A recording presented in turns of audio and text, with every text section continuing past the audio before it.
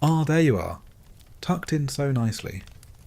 Comfy in your little bed, made of soft, chemically treated cotton sheets and orthopedic memory foam. How quaint.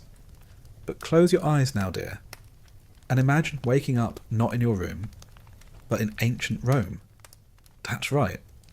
1 foot in the past, and one sandal in absolute misery. You wouldn't survive a day, not even brunch. Before you get all cozy, take a moment to subscribe and let me know in the comments where you are watching from and what time it is for you. It's so lovely to see who's joining us from around the world. Slowly close your eyes and imagine yourself in ancient Rome.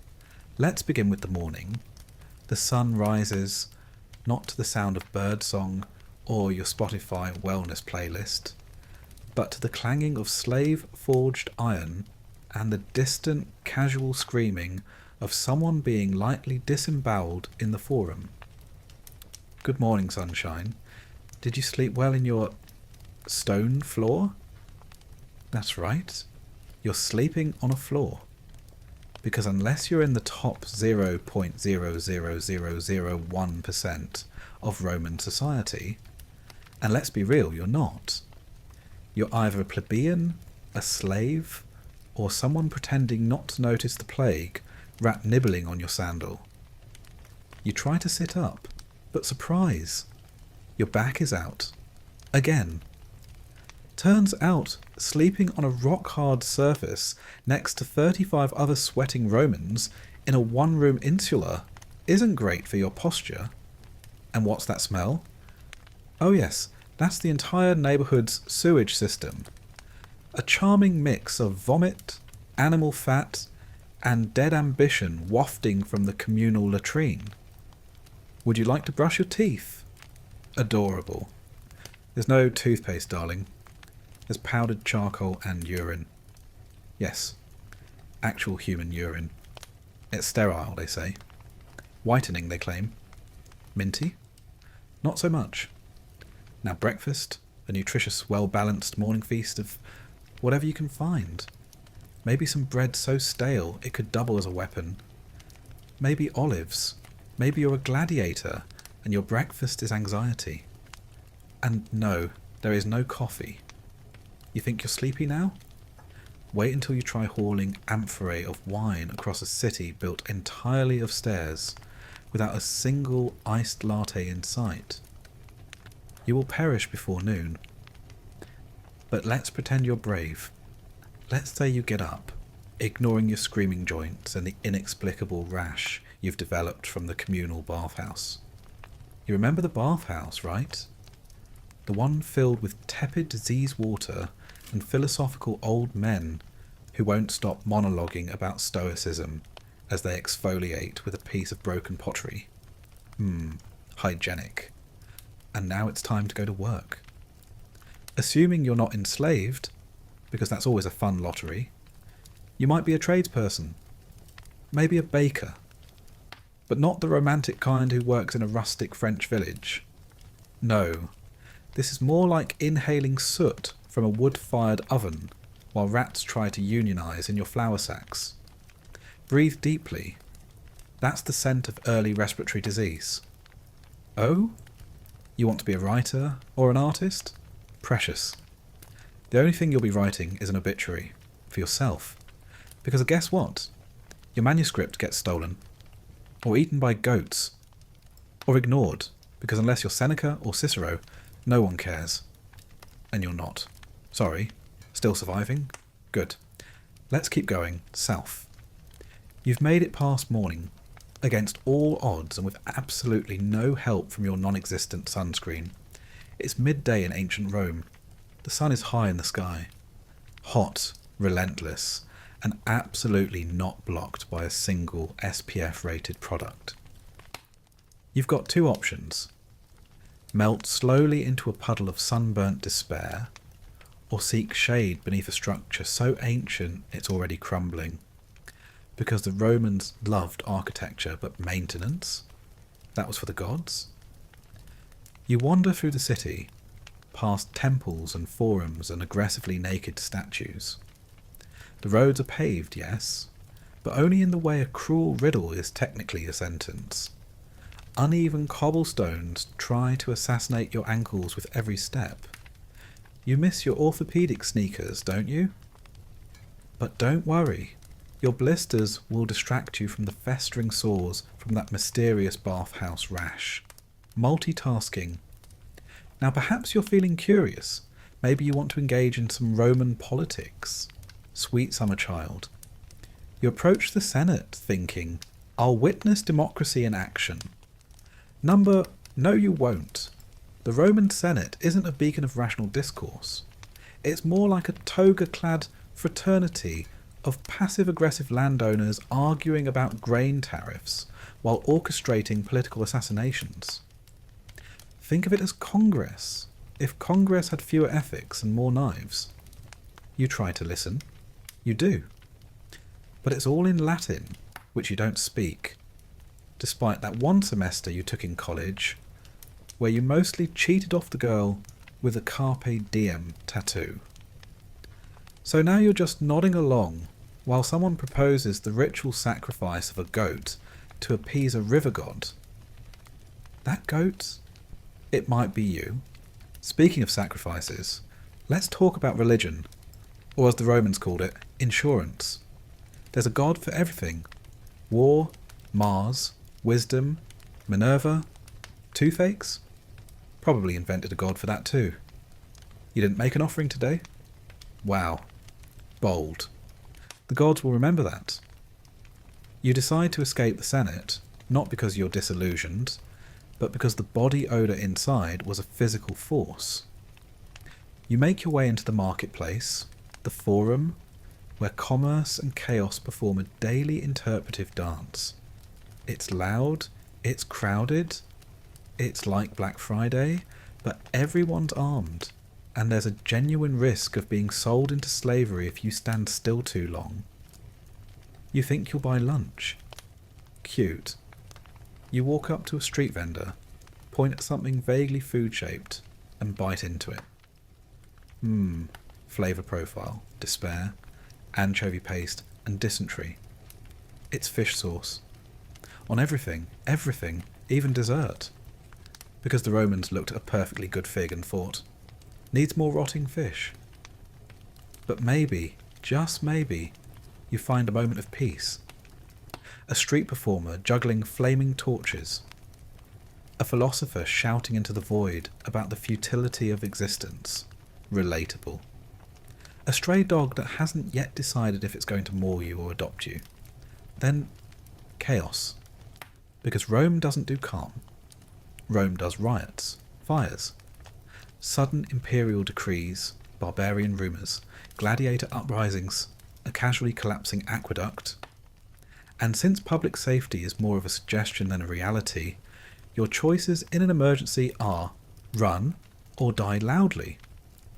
Let's say you run. Great cardio, very athletic of you. But running in a wool tunic, in open-toed sandals, on a street covered in horse droppings and philosophical existential dread, it's not going to end well. You trip, you fall. You are now covered in, let's call it, organic Roman history. You are not thriving, and just when you think the day can't get worse, the afternoon games begin.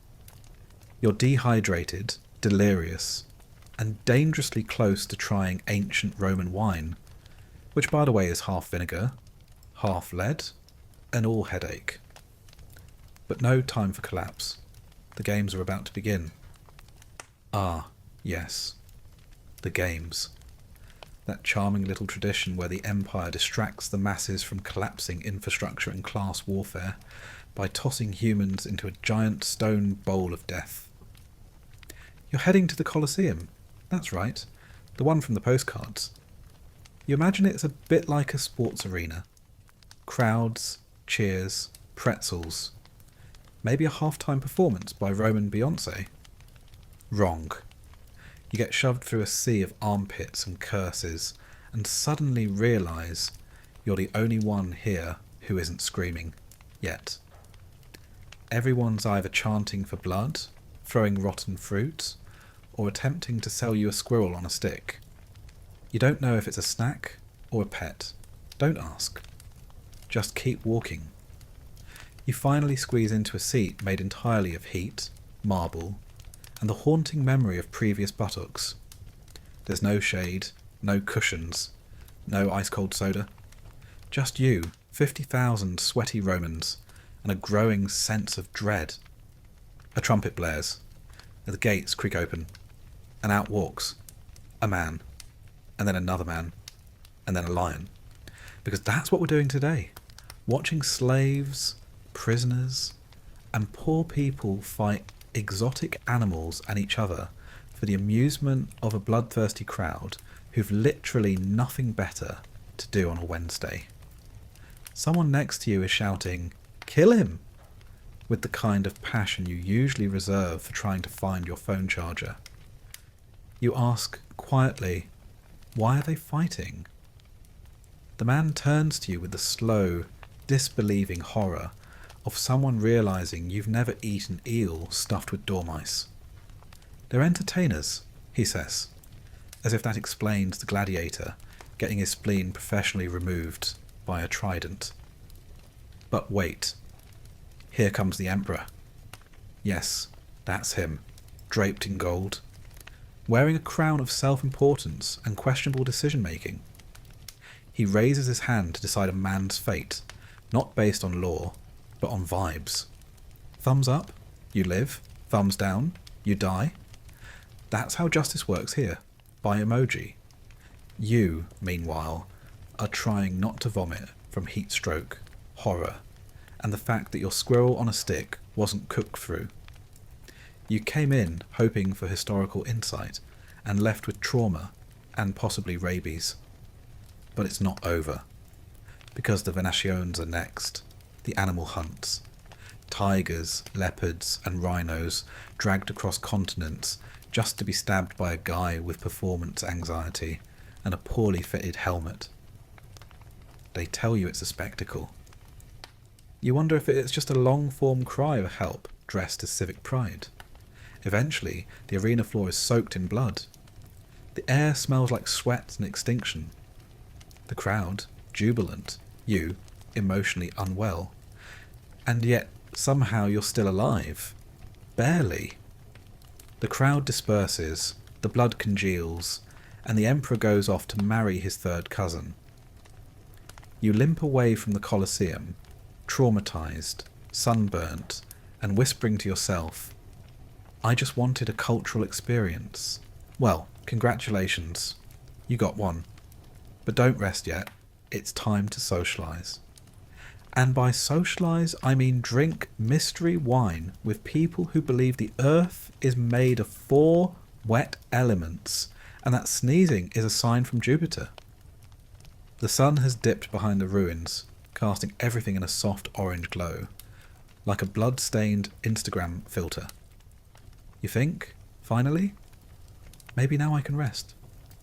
Oh honey, remember it's dinner time in ancient Rome. And dinner isn't just a meal, it's a marathon. A theatrical production. A 4-hour-long gastrointestinal hazing ritual wrapped in olive oil and moral decay. You're invited to a convivium, which is Latin for let's see how much fermented nonsense a human can ingest before vomiting into a marble basin. Classy. You arrived late, of course, because you got lost. Roman streets are a maze designed by a vengeful deity with no grasp of urban planning. You arrive sweaty, bruised, and already overwhelmed. And the host? He greets you with a kiss on the mouth, with garlic breath, intimacy. Now you're escorted to your dining position. Notice I didn't say seat. No, you recline. That's right, on a couch, like a slightly inebriated Greek statue. You lie sideways while eating, because sitting up is for peasants and moral clarity. The food arrives in courses. So many courses. None of which are familiar or legal in your century. The first dish, boiled ostrich beak, served in a sauce of honey, vinegar, and shame. Then, a dormouse, stuffed with herbs and regret, gently fried and presented with a sprig of whatever that green thing is growing in the alley behind the bathhouse. You try to smile, you try to chew, but your jaw is busy processing betrayal. Someone hands you a cup of wine. You take a grateful sip. Surprise! It's been cut with seawater and something vaguely metallic. Lead, mostly, because flavour. Your host laughs. Ah, yes, a fine vintage from the reign of Tiberius. You can really taste the madness. And now it's time for entertainment, because eating endangered wildlife isn't enough. You need poetry, music, maybe a mime. A man begins to recite Homer, but only the part about dying horribly. Another plays a flute made from a sheep's leg bone. Someone juggles knives, or figs, or fig-shaped knives. You don't know anymore. A philosopher leans over and whispers, "Life is meaningless." Then eats a raw eel whole. No one reacts. Normal Thursday. At this point, your stomach is waving a tiny white flag. You ask, "Where's the bathroom?" And your host gestures vaguely toward a curtain. Behind it, a vomitorium, not a toilet. A place where people go to relieve themselves so they can keep eating. It's not mandatory, but strongly encouraged. Like tipping, but for your dignity. You decline. Heroically. Instead you sip more wine and try not to cry as a servant offers you fermented fish pudding. The flavour is ocean regrets with top notes of internal screaming. Someone proposes a toast to Bacchus, god of wine and very poor life choices. You raise your cup, you drink, and you immediately regret it. Eventually, blessedly, the meal ends. Sort of. You're not sure if time works here anymore. It's been 3 hours, 17 animal parts, and at least one moral crisis. You rise from your couch, aching from the unnatural angle of historical dining posture. You think, now I can go home. Wrong again. Your host insists you stay for post-dinner games. You agree, because saying no in ancient Rome is a great way to wind up in a shallow grave, or as someone's household deity. The game is called La Trunculi, and it's like chess if chess were invented by drunk strategists with no concept of rules or mercy. You lose, repeatedly. You're told this is charming. You're not so sure. Eventually, mercifully, it's time to leave. You stumble into the night, belly full of legally inadvisable meats, soul full of haunting flute music, and head full of ancient gossip you didn't want. You make it halfway down the street before someone offers to sell you a monkey wearing a senator's toga. You consider it, but no. You need rest. If you make it through the night without a riot, a robbery, or an unexpected wedding, maybe, just maybe, you'll live to see dawn. Night has fallen on Rome. The eternal city twinkles under oil lamps, moonlight, and the occasional building fire no one is bothering to put out. The air smells like soot, wine breath, and distant yelling. Romantic. You limp back to your insula. That's your apartment building. If by building we mean an 8-story Jenga tower made of plaster, dreams, and a complete disregard for fire codes. Your front door is a plank. Your mattress is straw. Your neighbours are screaming. Possibly at you. Possibly at the gods. Hard to say. You finally collapse on your itchy bed of sticks and sorrow, hoping for sleep. What a naive little morsel you are. Because now begins the Roman nighttime symphony. Movement everywhere. Rats, yes, rats. But not your modern, cutesy Pixar rats.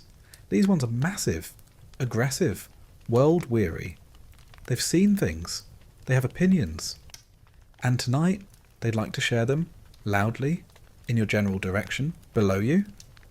A tavern, full of laughter, brawling, and the sound of someone attempting to sing the Iliad in interpretive grunts. Above you, a couple arguing about dowries, curses, and who left the vomit jar open. Outside, a man is urinating in the street while explaining the fall of Carthage to a stolen goat. You attempt to block it all out. You shove straw into your ears. You meditate. You try to remember how silence felt. But Rome does not sleep. It prowls. It festers.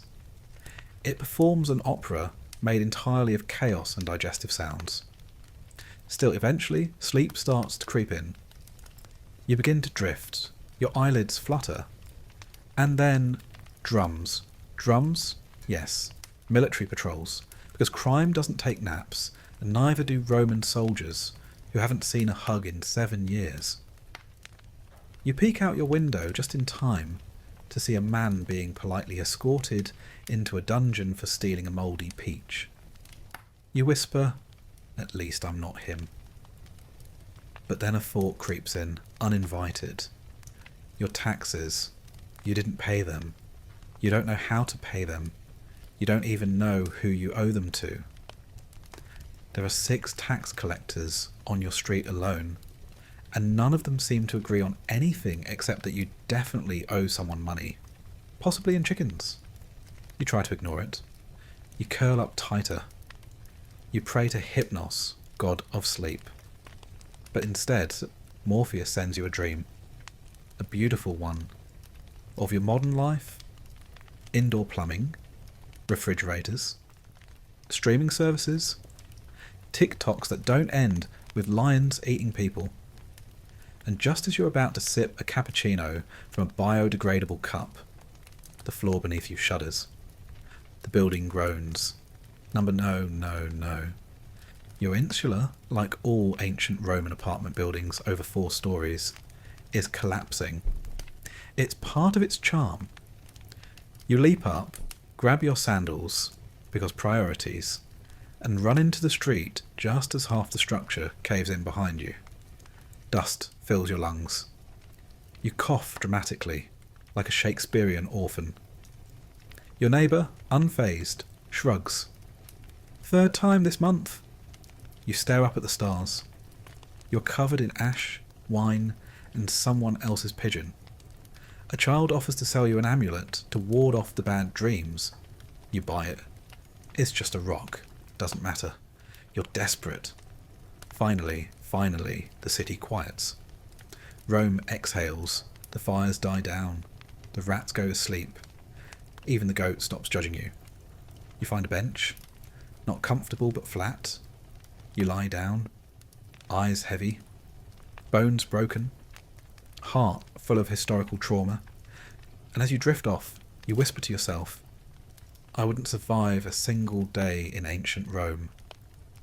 And the city, with all its cruelty, chaos and charm, whispers back, "Correct." It's morning again in ancient Rome. The sunlight filters through a crack in the half-collapsed roof above your head, illuminating your straw mattress, your flea-bitten legs, and the existential crisis curled next to you like a purring cat. You stretch. Every joint pops like you're made of poorly aged amphorae. Today, you tell yourself, you will get things done. How adorable. You need documentation. Because your neighbour, who may or may not be a cousin, an informant, or a time-travelling wizard, told a local lictor that you looked foreign. That's all it takes. No one knows where you're from. You don't know where you're from. You've been here 24 hours, which is about 17 hours too long. So you must prove you are a citizen. You march, hobble, into the heart of Roman bureaucracy, the tabularium. A majestic building of state records and soul-crushing futility. It looks impressive, with its columns and inscriptions and that one statue that's been staring directly at your shame since you arrived. You enter. You wait. You wait behind a woman arguing about her dead husband's tax obligations. Behind a man trying to adopt his own son because the paperwork says he's his goat, behind a very patient, very dead-looking scribe who appears to be writing the same word over and over on a scroll the length of a crocodile. Eventually someone waves you forward. You approach the desk, heart full of hope and mild diarrhea. "State your business," the clerk says without looking up, as if your existence personally offends him. You explain. You need proof of citizenship. Maybe a tablet, a wax seal, a scroll, a nod of approval from Jupiter? He sighs. "Do you have Form 4D? You blink. You do not. You didn't even know the alphabet had forms. "Return with IVD, he says, already moving on to the next victim. Citizen. You ask where to get it? He points somewhere vaguely toward the east, the direction of your rapidly unravelling sanity. And so begins the great administrative pilgrimage of 68 AD. You wander through alleys. You queue at a different building. They send you to a notarius who tells you he's on lunch, despite holding a live eel and a cup of wine. You're not allowed to speak to him until the eel stops flailing. You find another clerk. This one is drunk, or possibly dead. Hard to tell. He tells you to bribe him. You hand over a single denarius. He looks at it like you've just offered him a wet sock. "More," he slurs. You give him 2. He gives you Form 4D. It is blank. It's fine, everything's fine. You return to the original office. But now the scribe is gone. A different one is there. She has never heard of Form 4-D.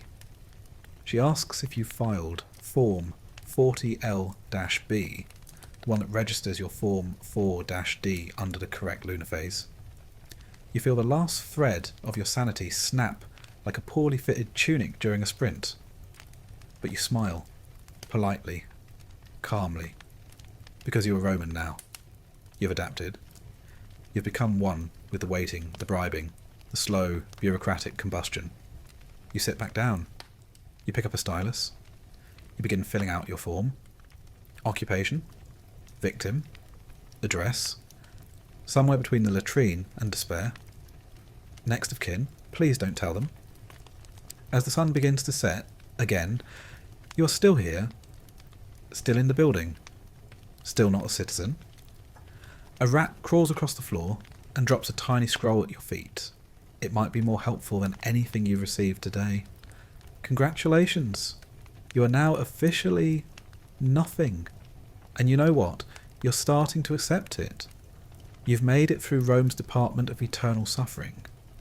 Now your body is collapsing, your spirit is flickering, and your left foot smells vaguely like dolphin grease. Clearly it's time for medicine, doctors, and unlicensed bloodletting for the soul. You wake up with a cough. A simple cough. Nothing dramatic. Just the soft, scratchy sound of your lungs, politely reminding you that you're inhaling the combined emissions of 10,000 open flames, 200,000 human bodies, and one mysterious burning cart of onions. You figure you need a doctor. Oh, sweet, gentle time traveller. That's adorable. Let's talk about Roman medicine. First, you head to the local medicus. He has a shop near the bathhouse. You know it's the right place because there's a sign outside that says Curatio Gratuita, which definitely doesn't mean free treatment. It means you're going to pay and regret it. You walk in. The medicus is wearing a blood-stained tunic and a smile that says, "I read half of Galen's scrolls and consider myself a god." He takes one look at you and nods solemnly. It's an imbalance of humours, he whispers. Because yes, Roman medicine is based on 4 bodily fluids: blood, phlegm, yellow bile, and black bile. Like a disgusting smoothie bar from the 9th circle of hell. Your humours must be balanced, or you die screaming into a jar of leashes. You ask for a second opinion.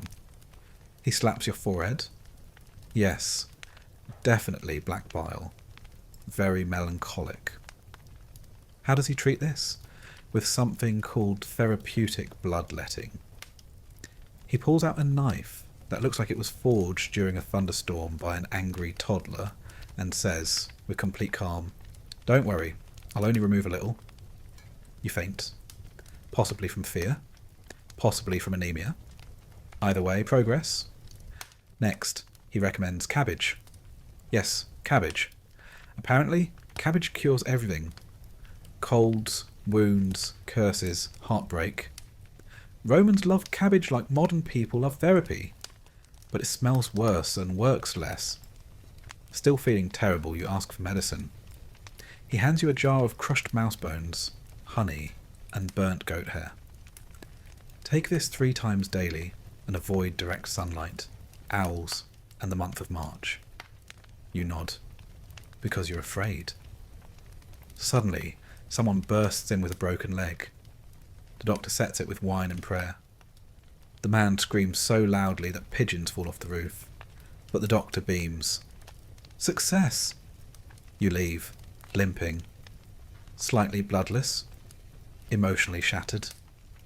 You think, maybe I'll try a philosopher instead. Surely someone wise can help. You find a stoic sitting under a fig tree. You explain your symptoms.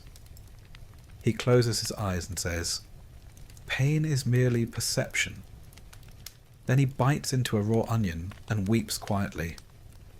You're beginning to understand that no one will help you. In desperation, you visit the temple of Aesculapius, the god of medicine. The priest greets you with incense, snakes, and the expression of someone who hasn't bathed since Nero was in diapers. You sleep on a stone floor and dream of birds judging you. In the morning, you awake cured, or maybe just numb. You thank the priest. He asks for a donation. You give him a button. He curses you. You feel a little worse. But hey, at least no one stuck a leek up your nose today. That's a real Roman treatment for migraines. And now, back into the filthy air, the aching limbs, the unhelpful gods. Still sick, still confused, but very much Roman. Congratulations, you're healing, in the worst way possible. Lovely. Let's escape the city, shall we? Flee the chaos, the vomit fountains, the unpaid taxes. Let's go somewhere peaceful, somewhere natural, somewhere slightly less on fire. Let's go.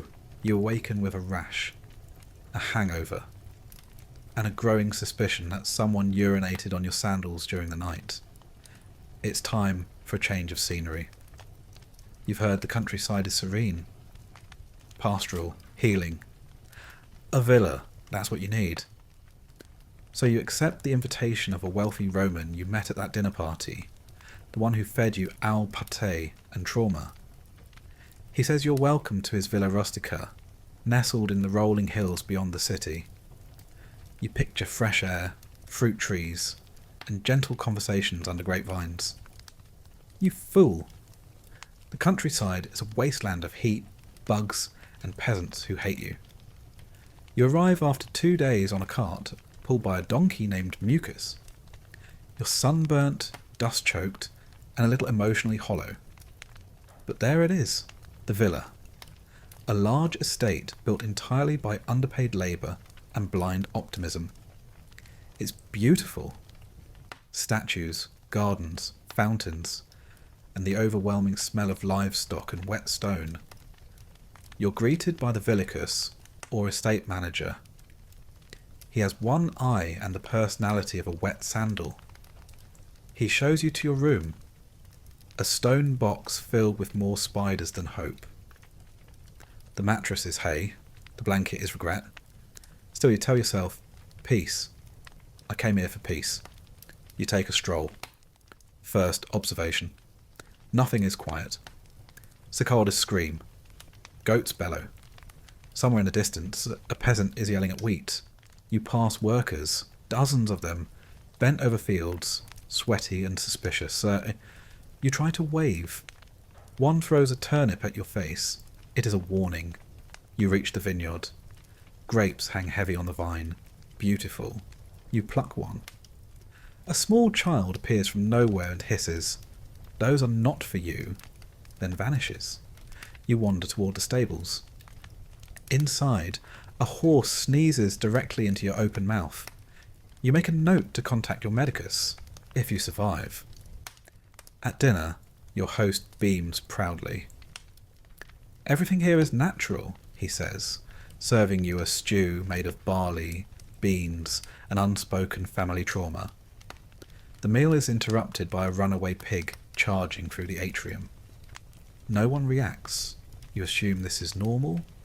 You excuse yourself early and attempt to bathe. There's no hot water. There's no cold water either, just moisture. You dunk your face in a bucket and hope the parasites are kind. At night, you try to sleep, lulled by the gentle hum of locusts mating on your pillow. But then, the screaming. You rush outside. A goose has broken into the villa. A massive demonic goose named Alias. The servants are cowering. Your host is laughing. The goose charges you. You run. Fast, but not fast as an Alias. He bites your leg, steals your dignity, and honks triumphantly. You limp back inside. The countryside, it seems, is just Rome with fewer walls and more poultry-based trauma. As you curl up on your haystack bed, you whisper to yourself, nature is a lie. And somewhere Alias honks in agreement. Beautiful. You're still limping from your encounter with Alias the goose, and your leg smells like moss and vengeance. But you're alive. And now it's time to tempt fate even further by dabbling in religion, superstition, and accidentally insulting 12 gods before breakfast. In ancient Rome, religion isn't just a belief system, it's a full-time job, with no benefits, and every shift is a cursed shift. You don't just worship the gods, you must appease them, constantly, through offerings, rituals, and an exhausting level of celestial brown-nosing. Today, you wake up late. The sun is already rising. Big mistake. You forgot to leave an offering to Janus, the god of beginnings, doorways, and apparently judgmental mornings. Now your entire day is cursed. Not lightly cursed. Deeply, profoundly cursed. The kind of curse that makes your sandals break and your enemies prosper. You head to the market. On the way, a bird flies to your left. Disaster. A left flying bird is a terrible omen. You pause, unsure whether to go home, scream, or challenge the bird to trial by combat. You press on. Mistake. At the butcher's stall, you drop a coin. It rolls into a shrine for Vesta, goddess of the hearth. You reach to retrieve it. A priest sees you. You have just desecrated a sacred fire with your peasant hand. That's at least 3 curses and a misdemeanor. To make amends, you must now donate an egg, a silver ring, and something called a pure thought. You have none of these. You apologize. The priest gives you a warning scroll and a disappointed nod. You flee, emotionally. You stop by a temple to pray. You think, let me just light a candle and ask for healing. But no, there are rules. You must approach with your head covered, unless it's Tuesday and then it's uncovered. Speak the prayer 3 times backward, but only during the waning moon, and offer something meaningful, like a cow or your eternal devotion. You offer a fig. The gods are not amused. That evening, you try again. You join a group ritual at the Temple of Saturn. Everyone is chanting. You do your best to follow along. But instead of Ave Saturnus, you accidentally say Ave Satura, a greeting to satire. You've just turned the ceremony into a roast. The priest gasps. The crowd glares. Somewhere in the cosmos, Saturn rolls his eyes. You're forced to apologize with an interpretive dance and a handful of chickpeas. Later, A woman hands you a charm made of hair and goat toenails. To protect from omens, she says. You wear it. You are now both spiritually protected and repulsively accessorized. That night, you dream of Mars chasing you with a giant spoon. You wake up to find your toga inside out, a definite sign of bad luck. Or possibly just that you slept in a wine barrel again. It's hard to say. Here's the thing. In Rome, you never know when you're about to offend a deity. There are hundreds, each with different rules, moods, and dietary preferences. You are a mortal bean in a divine stew, and it's only getting saltier. The stars are out. Or maybe that's just torch smoke and hallucinations. Either way, you're lying on a cracked rooftop in Rome, surrounded by broken tiles, pigeon droppings, and a powerful sense of regret. Your tunic is ripped. Your sandals are gone. Your soul is sticky. Let's reflect, shall we? You came here with hope, maybe curiosity, maybe hubris. And in return, ancient Rome gave you a breakfast that involved fermented fish sauce and shame, a bath that tripled your chances of dying from tetanus or gossip, a bureaucratic gauntlet that consumed 3 days, 14 bribes, and your dignity. Medical care so questionable it could legally be classified as attempted art. A countryside getaway where you were personally assaulted by a goose with bloodlust. 12 offended gods, 1 cursed fig, and a mysterious rash that glows faintly in moonlight. And now, as you lie in the flickering torchlight of a city that smells like sweat, incense, and regret, you finally understand the truth. You would not survive a day in ancient Rome, not because you're weak, no. You're brave. You faced gladiators, goat urine, and public speaking. You endured bloodletting, vomitoriums, and an unsolicited haunting by the ghost of a tax collector named Publius. But because this place, this majestic, horrifying, beautiful, festering place, was not built for you, it was built for suffering. And sandals. And yet, somehow, it worked. Rome conquered half the world with questionable morals, astounding architecture, and sheer delusional confidence. Its aqueducts defied gravity. Its laws outlived empires. Its philosophers invented existential dread before it was cool. And you, poor modern soul, stepped into this chaos thinking you could handle it. You were wrong, and that's okay. Because now you can crawl, battered and wiser, back to your modern bed, where plumbing exists, where gods rarely smite you for offering the wrong fruit, where doctors don't bleed you with antique cutlery, where geese don't hold grudges. You wake up today to a soft, familiar sound, screaming. It's not yours this time. Progress. You stretch, yawn, and immediately step on something sharp. It's a bronze collar, with your name on it. Congratulations. You're now a slave. What happened? Probably nothing. Maybe you owed money. Maybe you looked at the wrong senator's sandals. Maybe someone needed a new kitchen sponge, and you were the closest human. In Rome, freedom is optional. For you, it's expired. So now you work. You serve. You obey. And if you're lucky, you survive. You're sold at a market. The auctioneer describes you as willing, docile, and almost literate. The crowd laughs. You begin to weep internally. Your buyer?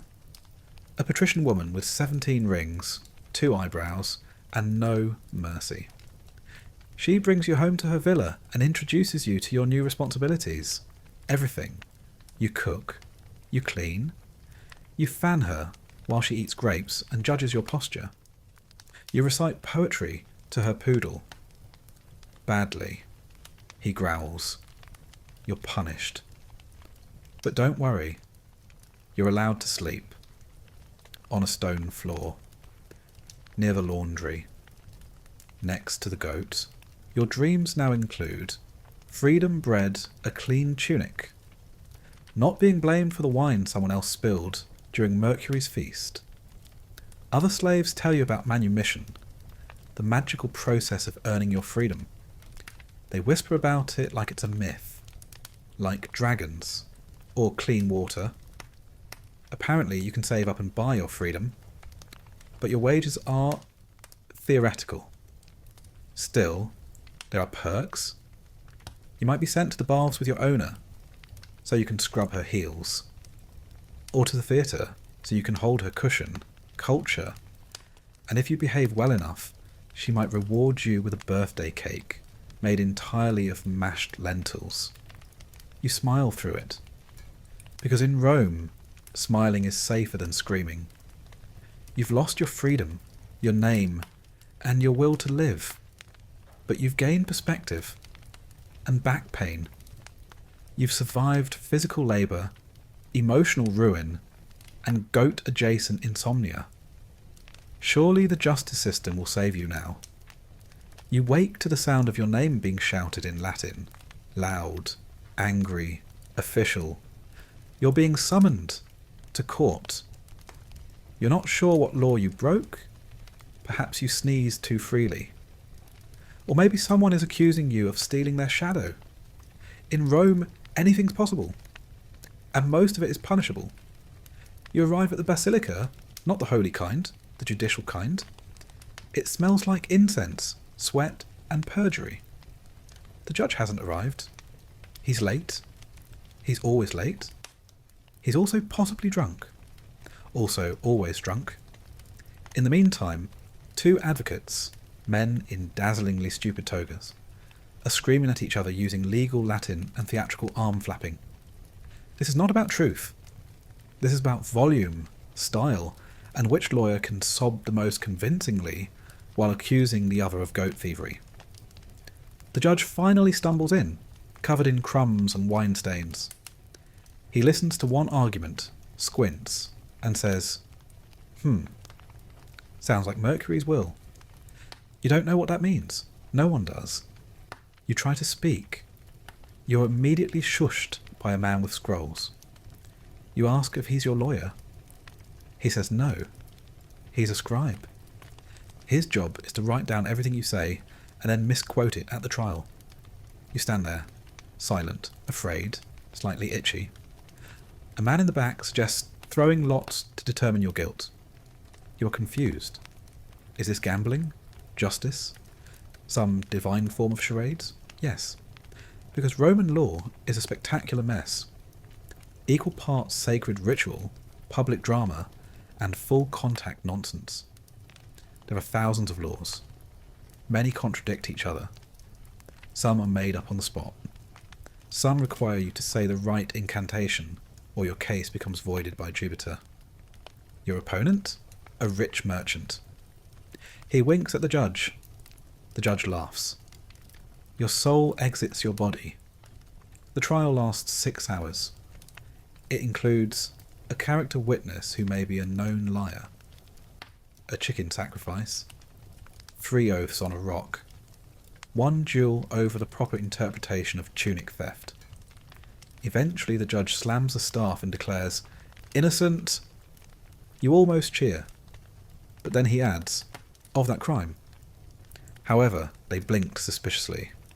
50 denarii fine. Also, flogging, just to be thorough. You're dragged out by a man with very strong opinions about forehead sweat. Justice has been served, cold, and incorrectly. As you recover from your sentence, which involved public apology, lemon juice, and a lecture from a togaed philosopher named Steve, you realise something important. The Roman legal system is not about fairness. It's about appearances and bribery, and which god you forgot to worship that morning. You've had a rough life in Rome so far. Naturally, your first thought is, "Thank Jupiter, I wasn't born here." Ah, but let's imagine you were. You sweet summer lava. From the moment you're born, life is a bureaucratic risk assessment. Will you survive infancy? Statistically, no. But let's say you do. You've beaten diarrhea, demons, and gravity. Now what? Well, if you're a boy, congratulations. You have a chance at educating. If you're a girl, congratulations. You have a chance at learning embroidery and how to look bored while a man recites poetry at you until death. Your first stop, the literator. A charming man with no patience, bad breath, and a stick roughly the size of your self-esteem. He teaches reading, writing, and basic math. He believes in discipline, and by discipline, we mean mild assault. Your school is outside, no desks, no chairs, just dirt, dust, and the soft sobs of overworked 8-year-olds. You write on wax tablets with a stylus. It's not romantic, it's sticky. And if you mess up, you scrape it off and try again. Just like your future dreams. Homework? Constant. Deadlines? Brutal. Grades? No, just shouting and occasional threats of exile. If you survive this, you graduate to the Grammaticus. Here, things get fancy. You study Greek, history, poetry. You read Homer. Not because you want to, but because the Grammaticus will yell illiteratus and throw scrolls at you if you don't. At this point, your personality is mostly stress and ink. Now, if your family's rich and sadistic enough, you may proceed to the rhetor. The final boss? Here you learn the noble art of public speaking, so you can scream in court like a respectable Roman one day. You learn how to argue without meaning, gesture dramatically, and quote Cicero out of context. It's exhausting and glorious. Meanwhile, girls are learning how to spin wool, how to endure silence, how to smile while being promised to a man twice their age named Clytus Fun. And what happens to those kids who don't go to school? They get jobs, real ones, as apprentices, servants, mini gladiators. Childhood is not for frolicking. Childhood is a brief tutorial for adulthood, which is a long and miserable boss fight with taxes. Oh, and forget about toys. Unless you consider a wooden chicken on wheels and a ball made of goat bladder to be enriching. And honestly, that's probably the highlight. So tonight, as you rest, imagine the pure ancient joy of being a Roman child, crushed by scrolls, whipped for syntax, and forever haunted by the ghost of poor spelling. You've survived schooling, lawsuits, curses, and chronic malnutrition, but now you're invited to relax. You receive a wax-sealed invitation. It's from a senator, or a merchant, or someone who owns 50 fountains and 0 humility. They are inviting you to a convivium, a Roman dinner party.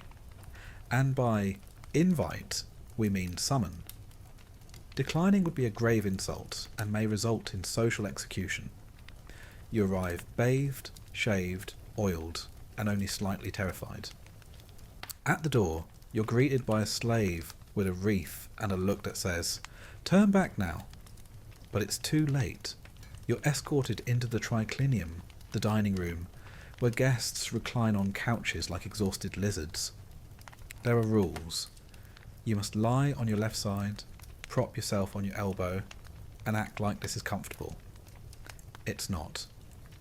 You try to chat, but everyone is speaking in obscure literary references and trying to out-Cicero each other.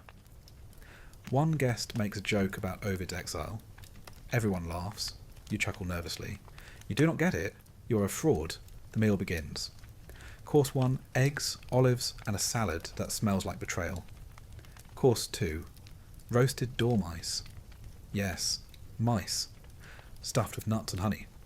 A nightmare in appetizer form. Course 3, boiled flamingo tongue. It's a delicacy. You cry a little. Course 4, tough fish sauce on everything. Everything. Wine flows heavily, mixed with water. Unless your host is a maniac, which, statistically, he is. You're pressured to drink. You comply, and quickly forget how doors work. Then come the performances. A lute player sings a tragic love song about a man who falls in love with a statue. A naked poet recites an ode to lettuce. A dancer performs a mime about death. You are overwhelmed and vaguely aroused and possibly hallucinating. The host claps. "Bring the entertainment," he says. A clown appears. You laugh until you realise he's juggling knives over a slave with a blindfold. Everyone applauds. You reconsider existence. Then comes the conversation. Topics include politics, dangerous, philosophy, incomprehensible, gossip, deadly, your income, humiliating. You mention you once met a tribune. Someone scoffs and calls you rusticus. You are now socially deceased. Someone vomits, not discreetly, proudly, into a golden bowl held by a servant. Then they return to eating. Because Roman decadence is a stomach-turning loop. You try to leave. No, says your host. Now we discuss metaphysics. It's midnight. At some point, a man begins reading from his epic poem. It is 47 scrolls long. You black out after line 12. You wake up under a table next to a half-eaten eel and a tax official named Lucius, who's crying into a pear. Leisure. The Roman elite consider this relaxation. The average person considers this trauma with appetizers. As you stumble home in the dark, wine-soaked, socially ruined, and emotionally hollow, you understand something vital. Sometimes survival isn't about pain. It's about enduring luxury. And now, the year is later. No one's really sure anymore. The calendars are confused. The emperors are multiplying like rabbits.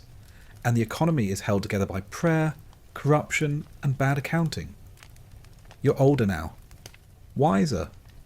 Tired in a way that only imperial collapse can explain. Rome, the eternal city, isn't quite eternal. The cracks are showing.